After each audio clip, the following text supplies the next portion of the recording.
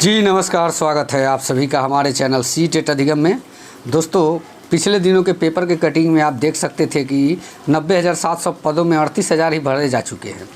और इस खबर में पेपर के माध्यम से कहां तक सच्चाई है, ये चीज़ें मैं आगे आपको दिखाने वाला हूं, क्योंकि माननीय शिक्षा महानिदेशक संजय सर के द्वारा जो पिछले दिनों ट्वीट किया गया है उसमें सीटों का आंकड़ा कुछ और ही बताया गया है और पास हुए कैंडिडेट को कुछ और ही बताया गया है। हालांकि कहीं ना कहीं ये चीज़ कुल मिला के थोड़ा बहुत का डिफरेंस में है, लेकिन ऐसा भी नहीं होना चाहिए था। और रही बात कि आज आपको मैं बड़ी बड़ी अपडेट से अवगत कराऊंगा। सबसे पहले मैं आपको बता दूं कि एक अपडेट जो आ रही है ट्विटर के माध्यम से संजय सर के द्वारा, उस अपडेट के बारे में।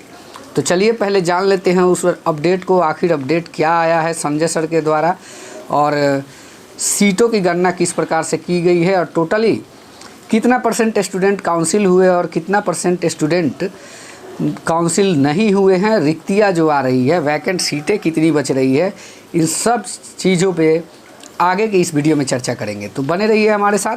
और एक चीज़ और मैं आपको बता दूं कि कल जो हमारे कुछ मित्र जैसे कि अजय जी और विक्की गोयल जी सचिवालय गए हुए थे, इस संबंध में मैं आपको बता दूं कि जो बातें उनसे हुई है उस बातों को भी मैं बताऊँगा वीडियो में आगे।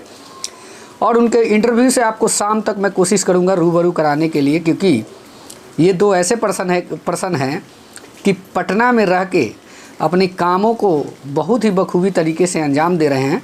देख सकते हैं हमारे साथ अजय जी हैं, लेकिन कल हम किसी कारणवश नहीं गए हैं, सिर्फ यही लोग गए। हालांकि हमारी भी बात हुई थी इनसे जाने के लिए, लेकिन मैं एक बार फिर से इनसे क्षमा मांगता हूँ कि मैं अपने वादे के अनुसार शामिल नहीं हो पाया।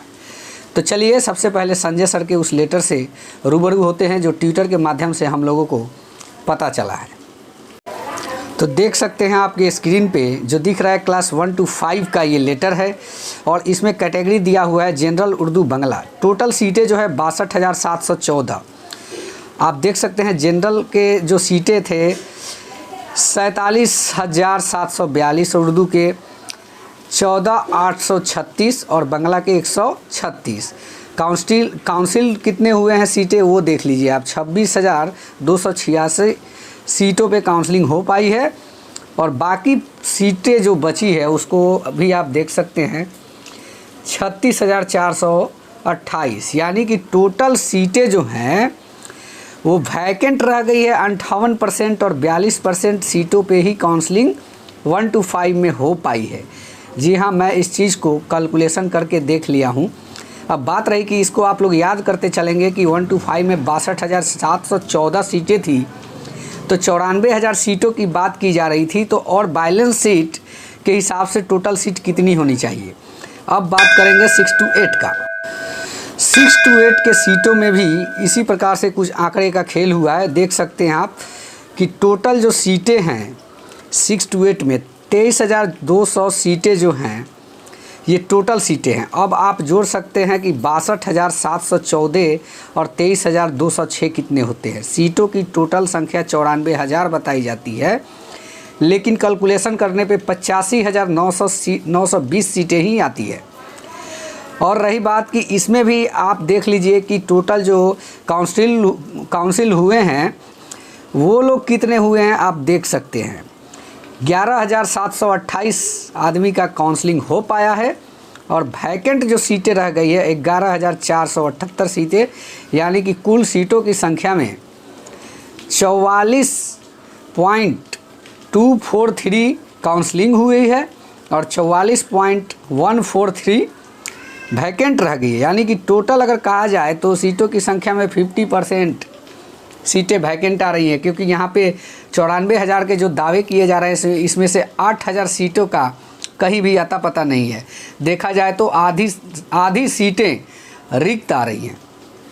ऐसे में मैं आप लोगों को बता देना चाहता हूँ कि जैसे ही तीसरे चरण का काउंसलिंग प्रक्रिया ख़त्म होता है, चौथे समयवार के लिए हम लोग को मांग करना चाहिए। इसके लिए पुरजोर तरीके से एक मांग को ऊंचा ढंग से उठाने के लिए आंदोलन की ज़रूरत है।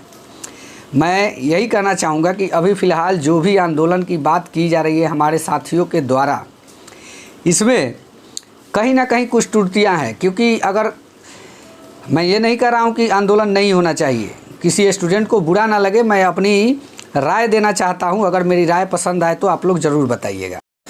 मेरे कहने का मतलब ये है कि अगर आज ये आंदोलन ना करके एक ही बार चौथे सोमवार के लिए पूरे एनर्जी के साथ आंदोलन किया जाता है तो ज़्यादा कारगर साबित होगा। क्योंकि जो स्टूडेंट इस आंदोलन में पहुँचेंगे, हो सकता है कि आपके जल्द रखने वाली वो चौथे सोमवार की आंदोलन को देखने भी ना पहुँचे।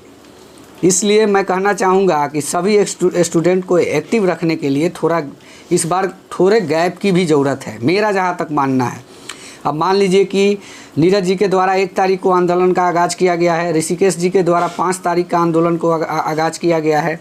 अब कहने का मतलब कि स्टूडेंट को आप एक ही बार इतना एक्टिव कर देते हैं तो वो थक जाएगा। एनर्जी को बरकरार रखने के लिए ज़रूरी है कि सप्ताह या 10 दिन पर एक आंदोलन किया जाए, ना कि 4 दिन 5 दिन पे एक आंदोलन। अगर ऐसा है तो कैंप के माध्यम से आंदोलन होनी चाहिए, वहीं पे लोग रात भर रहें, जितना दिन रहने की इच्छा हो रह सकते हैं।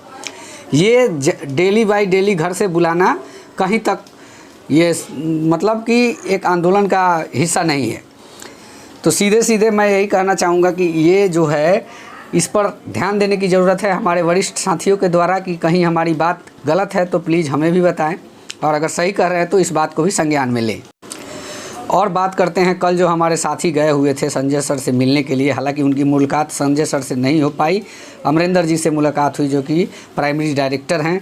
उन्होंने बहुत बड़ी आश्वासन दी है कि आप लोग अगर नेतागिरी नहीं कर रहे हैं तो मैं आप लोग को बता दूं कि आप लोग को मिलेगा ही मिलेगा। अगर चौथे सोमवार में अगर ऐसा कुछ प्रावधान है तो आप लोगों को बिल्कुल मौका दिया जाएगा। कल एक बार फिर इस बात को उन्होंने दोहराया अपने स्तर से, इसलिए आप लोग को निराश होने की ज़रूरत नहीं है। जैसे ही तीसरे चरण की काउंसलिंग ख़त्म होती है उसके बाद हमारी मतलब उनके द्वारा जो कहा गया कि हमारी पूरी जो विभाग की मीटिंग है उसमें इस चीज़ को क्लियर कर दिया जाएगा कि चौथे सोमवार में क्या दिसंबर पास अभ्यर्थी और जनवरी पास अभ्यर्थियों का आवेदन लेना चाहिए, इस पर एक बैठक होने वाली है। उन्होंने ये भी कहा कि आप लोगों को लगता है कि मैं आप लोगों की मांगों को ऊपर तक नहीं रखता हूँ, बिल्कुल रखता हूँ, ये आपको भरोसा करके चलना होगा। जब भी कोई मीटिंग होती है तो उसमें मैं इस बात का जिक्र ज़रूर करता हूँ कि बैलेंस सीट आ रही है, कुछ लोग बचे हुए हैं जिनको लेकर इस सीट को फुल किया जाए, क्योंकि वो भी योग्य उम्मीदवार हैं। तो ऐसे में मैं यही कहना चाहूँगा कि चौथे चरण में ही जैसे ही तीसरा चरण ख़त्म होता है तो हम लोग को एक बहुत ही जोर लगाने की ज़रूरत है, बहुत मतलब कि एक बलपूर्वक जोर लगाने की ज़रूरत है, जहाँ से हम लोगों को आवेदन करने का मौका निकल कर आए। और नहीं तो ये भी बात उन्होंने कहा प्राइमरी डायरेक्टर ने कि आप लोग का भी 7वें चरण में जो नियोजन है वो जल्द ही किया जाएगा, क्योंकि 7वें चरण के लिए भी नोटिफिकेशन जल्द आने वाला है। तो इसमें घबराएं नहीं और किसी भी दिग्भ्रमित बातों पर ध्यान ना दें। वीडियो देखने के लिए बहुत बहुत धन्यवाद।